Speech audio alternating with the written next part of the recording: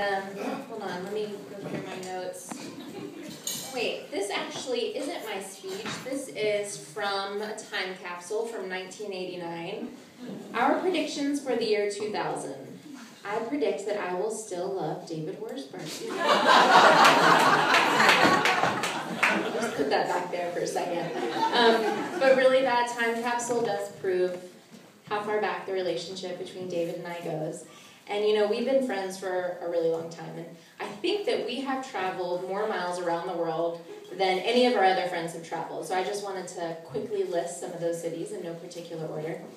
Nashville, Atlanta, Destin, Pensacola, St. Martin, Santa Cruz, Fort Collins, Denver, Prague, Cinque Terre, Barcelona, Madrid, Tel Aviv, Jerusalem, Haifa, Gaza, Livorno, Florence, Interlaken, Amsterdam, Manhattan, the Everglades, Noblesville, and Orlando. And at least 20 other cities that we traveled to see fish, which I can't really seem to remember the names. So I thought it would be a good idea to share a story from one of those places that we went to. While we were in Florence, Italy, David had two friends from California come and meet up with us, and we decided to go on a scooter adventure. David, I'm sure you remember this. So let's just say that first of all, I was scared out of my mind because I really did not want to get on the back of a scooter with this guy who had never in his life driven a scooter before. But we do it, and it starts off okay, and you know, we're starting to get the hang of it, and then we decide that we have to head back to Florence. So, you know, we're a little confused with directions, and all of a sudden we kind of enter on this ramp, and the sign Autobahn quickly passes by us. And fear grips me, grips us, and I am scared out of my mind. All of a sudden, cars are driving past us at 80 miles per hour, and I'm just really frightened. And not only that, but only because the guidebooks told us to, we had on shower caps underneath our helmets, because apparently that's what you were supposed to do. So here we are, two foreigners stuck on an Italian expressway, and with shower caps on.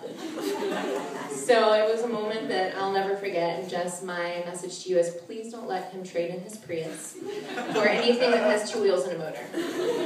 So, but the last great place that we traveled was none other than here in San Francisco. And that's because this is the place that I get to watch you marry the wonderful and beautiful Jess. And you have found this person that has so much wittiness and beauty and intelligence and really all the things that I know make you a perfect match for my best friend Jess. So I'm so happy that you guys are getting married, and I'm overjoyed that I'm here to be able to join you for this day. And even though technically 12 years ago he was supposed to be mine, and I was supposed to be in love with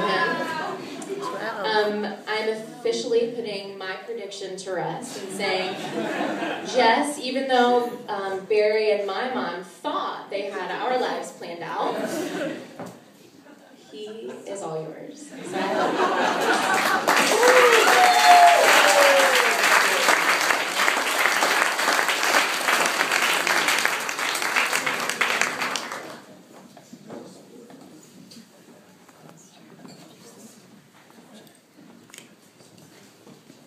Way too mushy. I'm taking over.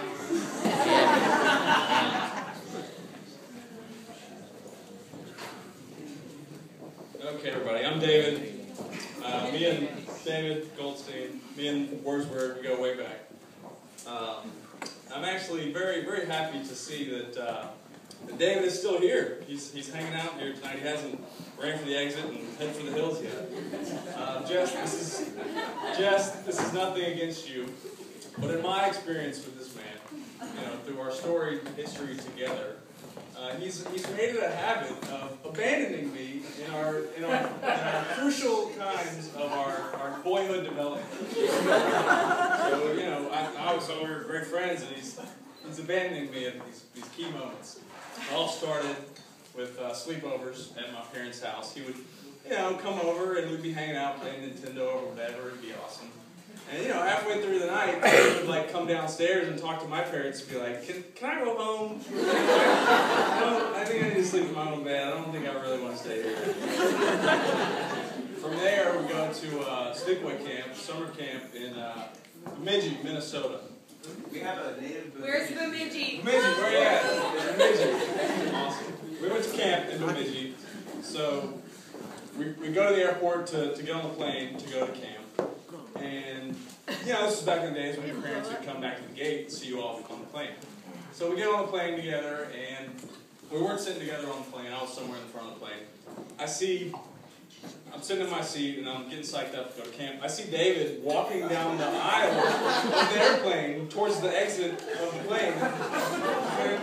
Where's he going? He gets off the plane. The plane leaves.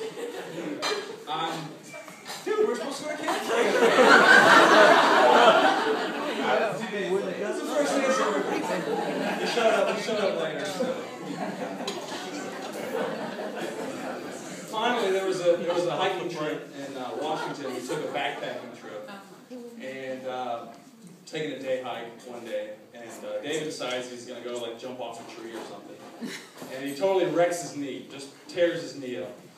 We have to evac him out of the Washington forest. We got like 13-year-olds making crutches out of sticks so we can get him out of the forest.